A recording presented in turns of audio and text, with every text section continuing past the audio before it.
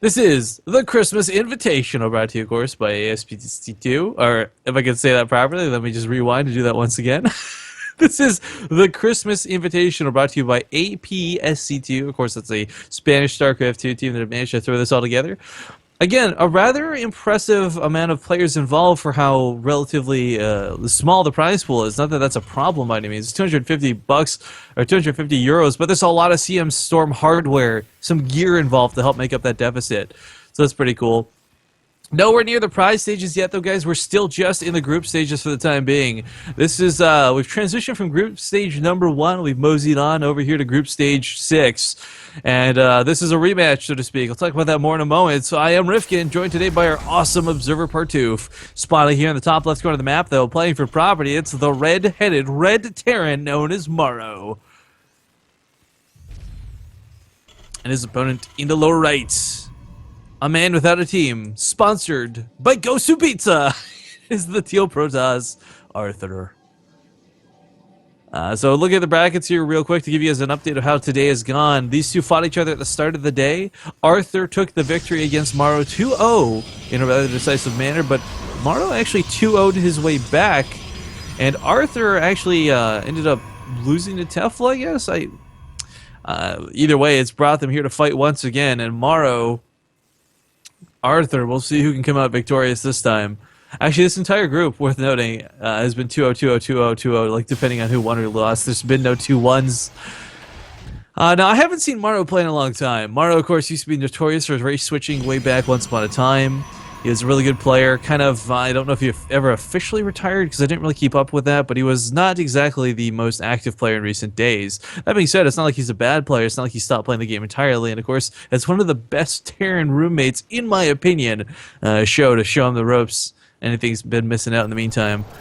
Arthur, though, is a player who, if you've not seen him before, first off, he's Korean, he's awesome, he's incredibly friendly. Like, seriously, I don't know that there's a more friendly player that I've interacted with in the entirety of Starcraft 2. That being said, he plays incredibly cheesy sometimes. It's kind of cool, because when you watch Arthur play, he's either going to play really standard against you, you're going to have to duke it out in a really macro-oriented, economically focused game, or you end up having to go against a lot of cheese. Warp prisms, proxy blink, it doesn't matter. Arthur's capable of doing it all. Now, you do most commonly see Arthur do a lot of cheeses versus Zerg, and not so much versus Terran. You're going to pretty much need that more standard tech if you're not going to go for like a blink all-in or something, but we'll see what he chooses to do here versus Morrow. SCV getting back on home. Reaper, in the meantime, is not scouted much. He decided to look for proxies over top of anything else. I kind of like this move. Again, it's Arthur. You're not quite sure what you're going to be fighting against, so you got to cover all your bases. Mothership Core is going to actually be... Oh, no. Morrow's actually going to be in a bit of trouble here initially, because the Mothership Core is going to be able to deal with the initial amount of Marines available. With a stalker underneath it as well, Morrow's reinforcements won't even be enough. With a bunker being cancelled here, he can stop the command center from going down, but he's not focusing at Arthur. He's busy dealing with the Reaper at home instead. Loses a probe, but suddenly the Reaper realizes, like, I could go for probe kill, sure, but I need to go home to defend. Alright, well, 4 Marines at this point. Once these extra 3 come out, he can take a fight. 2 Stalkers, of course, can kite this for a while with a Time Warp underneath this, even more so. But Mothership Core perhaps getting a little bit too anxious, a little bit too greedy, throws down that Time Warp, and here we go, kiting begins. Stalker's already outranged your Marines by 1, but that doesn't really matter if you've got good control, and Arthur's certainly someone who's got control. Mothership Core does have to be careful. Again, this is a unit you don't want to give away. I mean, yes, technically, if you rebuild it, it gets rebuilt a little bit faster with more health and more energy, but, I mean, it's 100 gas, and as a Protoss player, you play very expensively with your gas, so you can't just throw it away quite so easily.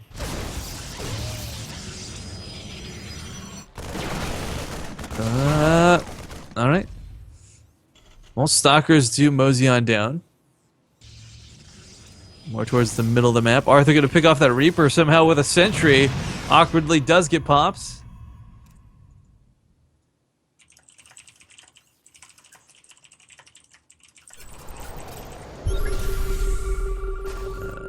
Alright, scan. Reveals the main. Shows double gateways, but there's no Robo. There's no Twilight Council. He doesn't see any of that. And that's going to make Morrow probably feel a little bit happier knowing it's just gateway aggression she's going to have to deal with. Oh, Stalkers on the other side of the map will be caught and will be pushed back. We are, of course, playing on the European server, which is worth noting, as Arthur is a Korean player. It's going to have some lag to deal with, not to make excuses for him, but, of course, that kind of explains the awkward response time. Sentry's walking across the map. Arthur in clear vision of the watchtower. He doesn't want to give away this pylon, so unfortunately he's forced to sacrifice the sentry, but I think Morrow might still know what's up. Canceling the pylon, decides to move it more northwards.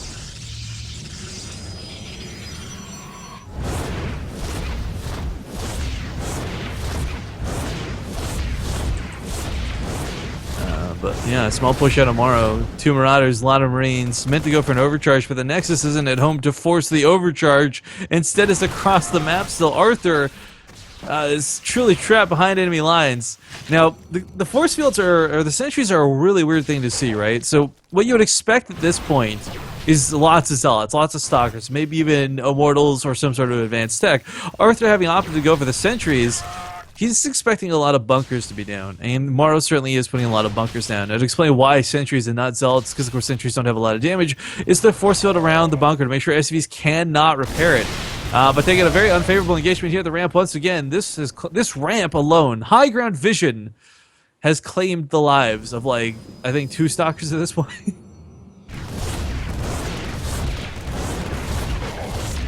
But okay, Arthur looking to be aggressive, pushing forward here just a little bit. Potentially gonna bust through these bunkers. I say potentially because we don't know if that's quite gonna happen. Guardian Shield goes off, gonna help reduce a lot of this damage, and the force fields go down.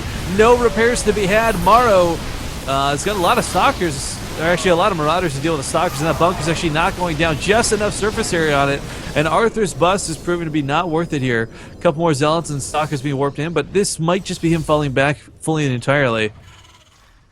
Again, that's a push that was not an all-in, but it was meant to do a lot of damage. Picking off 1 bunker, simply not enough. Not the damage Arthur wanted to get out of that aggression.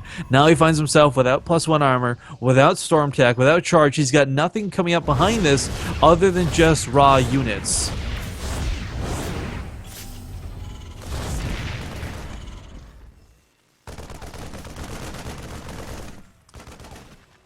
Alright, well, where is the mothership core? Did it finally die? No, it's still alive in the very top left corner of the map.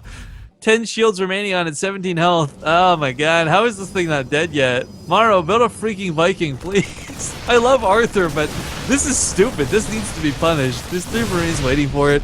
Pylons clean up here around the 3rd base, so no more proxies coming in for Arthur anytime soon. Another probe's already actually been sent out, and a Dark Shrine comes up behind this. I don't know that he's necessarily behind enough to invoke the wrath of a Dark Shrine, but we'll see if he can make this work. It's always a little bit worrisome. You know, it's a very expensive investment that can sometimes not pay out.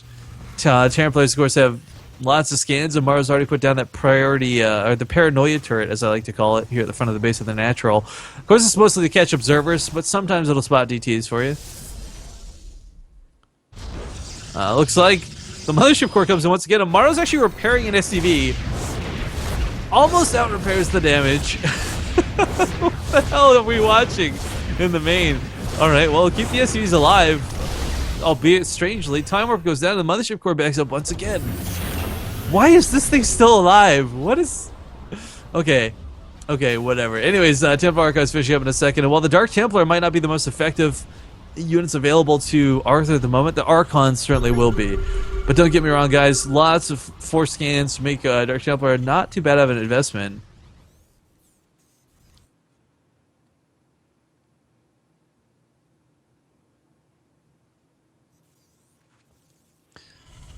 Alright, well, we'll see. 4 Dark Templar warped in across the map. Of course, realizing there's a turret there, Arthur decides to pull back. Does keep that one alive, but not for long. Splits them up through the scan. And that was not very cost effective. So to explain real quick, guys, typically with Dark Templar, you want to use, even if you get no kills with 1 Dark Templar, but you force a scan, it's almost worthwhile. Not quite, but almost. Unfortunately, though, losing 3 Dark Templar to a combination turret and the scan, that's gonna hurt. Cancels the SCV building the command center. Now starts pushing out the middle of the map with the bulk of his army. Zealots, of course, do have charge, but there's no upgrades behind this. There's no 1-1 for either player. This is just going to be macro versus macro by the looks of it, and some micro involved too. Morrow and Arthur, though. Third base actually came down from Arthur, so surprisingly enough, this actually isn't that designated of an all-in. Just a very aggressive push. And this ramp, will this ramp kill Stalkers? No, Arthur says, screw it. I've lost too many Stalkers to this ramp. I'm going elsewhere on the map. So it comes around the eastern half of the map, going to push towards that third. Could be a really great engagement path for him. If he snipes off that, he's not going to snipe it off the head, but if he picks off that turret, the Dark Templar become infinitely more viable. Morrow, of course, banking up some energy for these scans, knowing that that may be something he needs right in the precipice. Archons on the front lines will do a lot of splash damage. Charge slots getting some great connections. The force fields will lock a lot of these units in, but I don't know that this is a fight that Arthur can necessarily take. Still so many Marauders here in the north part. More force fields do go down to try and segment the army out, but it's not like Zerg, it's not like Roaches, and the Terran army just sims on forward.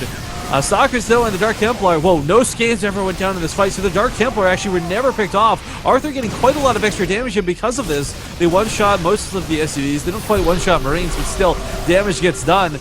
Now that they've been revealed, if Arthur wants, he can either fall back or make Archons. He's going to make Archons instead, continuing to press the fight forward. There's not a lot here left for Morrow. Arthur, though, is not exactly taking an army supply lead at this point.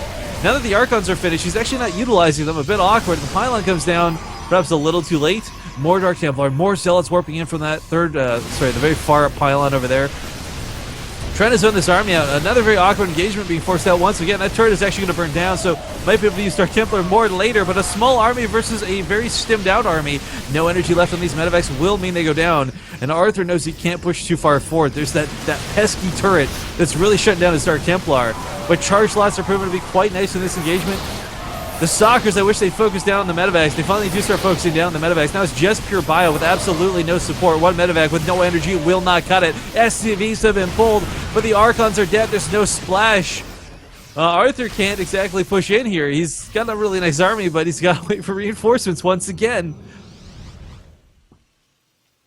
Okay, pretty good fight so far. Morrow's going to lose this third, and I think he knows it. That's fine. It's like an acceptable loss. Salvaging the bunker. Might not actually give it up for free, though. Tries to save it. Dark Templar barely warps in. Moves outside of the range to scan. How many more scans are available? One. There's more than plenty. There's about 3 scans available readily, so the stealth detection won't be an issue, but the real issue is just this army trying to engage on top of these charge slots. Morrow doesn't have enough. Finally, Arthur, he's been fighting for about 7 minutes. He takes an army supply lead for the first time. Morrow's got a big reinforcement path coming from the south. I think it was moved out to maneuver elsewhere. SCVs here, though.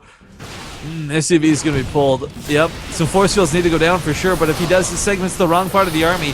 Tries to catch a couple of these Marauders. God, if there were some Archons in this army, this would be devastating for Morrow, but because there aren't, he actually manages to get the SCVs out alive, pick off a couple more Stalkers, and fall back once again. But with no medevacs, he's got no chance to heal this army up. So many Marauders they'll provide to actually be incredibly useful, despite the fact they don't have a lot of damage. +1 weapons finish up for Morrow, so finally an advantage of his game, one way or the other.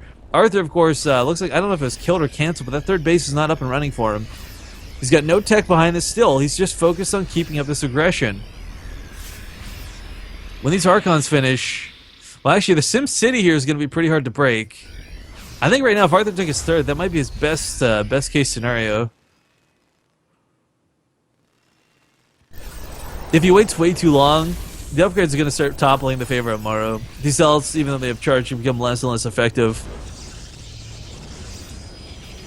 This awkward medevac, it's got no energy, he knows it, so it's being sent out.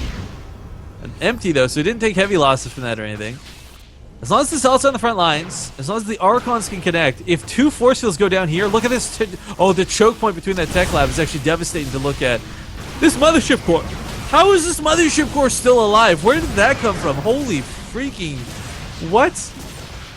Okay, there's a time warp, so it's keeping Morrow at bay. There's still force fields, there's still guardian shields. Taking an engagement here is completely within the realm of possibility. It looks like that will happen. Time warp goes down. The force fields lock this army in place. The Archons need to be shooting the bio, not the barracks. And the Zealots are just awkwardly trying to connect. Morrow is just being mowed down, though. Arthur's still not ahead in army supply, but he's killed a lot of workers in this attack. Pulls back once again, and Morrow looks like he may actually be able to push Arthur all the way back to his base. Resources lost looking pretty much even somewhat at this point, but there's been 53 worker kills this game by Arthur so far. Holy smokes. Morrow actually has his third base still standing. I kind of would have liked if Arthur had focused that maybe while that was instead of the natural. I don't know, but one way or another, he's got to realize that he's going to start falling behind his tech. Morrow is going to actually supply, or not supply, factory block the third base, so Arthur cannot take that Nexus now, not without clearing it out first, which should be a little bit annoying to deal with. Yeah, Probe, you go, girl. Good game is called, though. Morrow takes game number 1 in this best of 3.